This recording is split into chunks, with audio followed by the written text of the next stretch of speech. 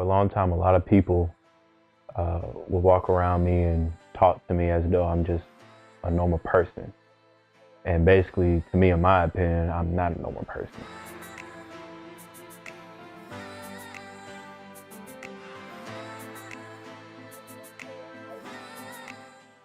I basically call myself a cripple. And of course, it shocks people every time I tell them this. But in October the 3rd, 2010, I was in a bad, severe church van accident. It was very bad. A total of 4 people died, and I was badly injured. I had to have surgery done because I was unable to stand up and walk. There was a certain part in my spinal cord where it was badly broken, and there was some parts that was really fractured. And the doctors had told me they had to put 8 screws in my back. And the spots where they put the 8 screws in my back is the connection that basically sends the signal to the brain to basically control movement from the waist on down. And the doctors basically had told me straight up, one doctor basically had a pen and he was rubbing it on my foot. And he was asking me, could I feel it? And I told him, yeah. He did a couple of more feeling tests and I told him I could feel all those. And he took his glasses off and he told me straight up that he doesn't know how or why, but I should be paralyzed from the waist down. And he let me know there was honestly no way whatsoever that I could have felt any of that. And I just know from that day on that it was just a straight, pure blessing from God. He did let me know, since I could feel, I probably won't be able to ever walk again. But I proved them wrong. It was a rough journey, but I learned how to walk again. I had to use a walker. It was very painful. And then they said I'll never be able to run again. And so I love that challenge. And because of who I am, I don't like to be held down from anything. So I basically worked hard on that, and I went from jogging just a little bit to I can basically run whenever I please. The only catch is, yeah, I am in a day-to-day pain. It's severe pain every day, but in the end of it all, I don't have nothing to complain about because one, I'm supposed to be dead, and then 2, God saw fit for me not to be dead. I'm supposed to be paralyzed from the waist down. I'm supposed to be in a wheelchair, but he also saw fit for that not to happen.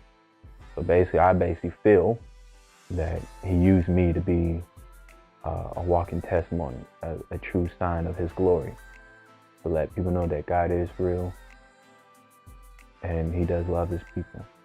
And the things that people do say about healing and all that is true. So that plays a big part into why I love Krump. Seeing all the things he's been through, watch him come through the surgery and after a doctor tells you that you won't be able to walk again. And not only that, but you realize you got 8 screws in your back. And then you see this person, that can barely walk and have to use a back brace and all those things. But yet you see about him within a less than a year later, he's dancing. And you're like, how is that possible when a doctor says that can't be, right? I mean, so every time I see it, I see a testament that God yet still is alive, that yet his work is still done in his people, and that his grace and his mercy is still forever. No matter all the things we may have done wrong, that he saw mercy on this one person. And when I see it, it encourages me, because a lot of us, we don't want to push. We don't want to push to do things that we love to do.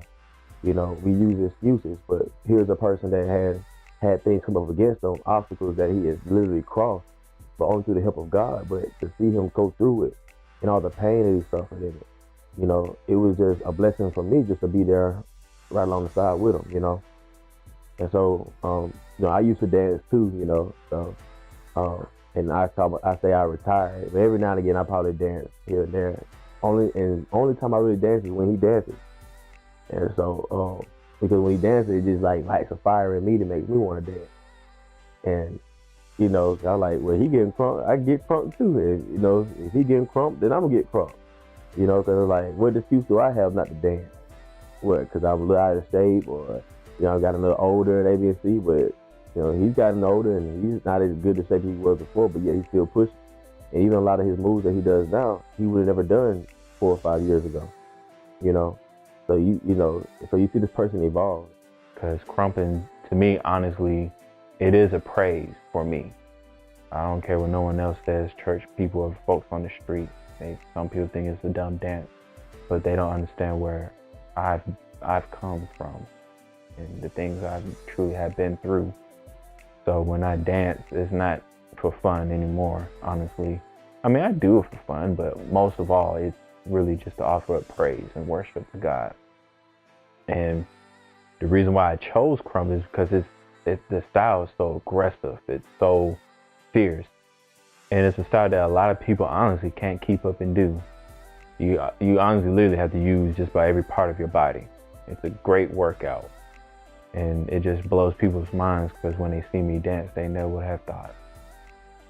So that's my testimony.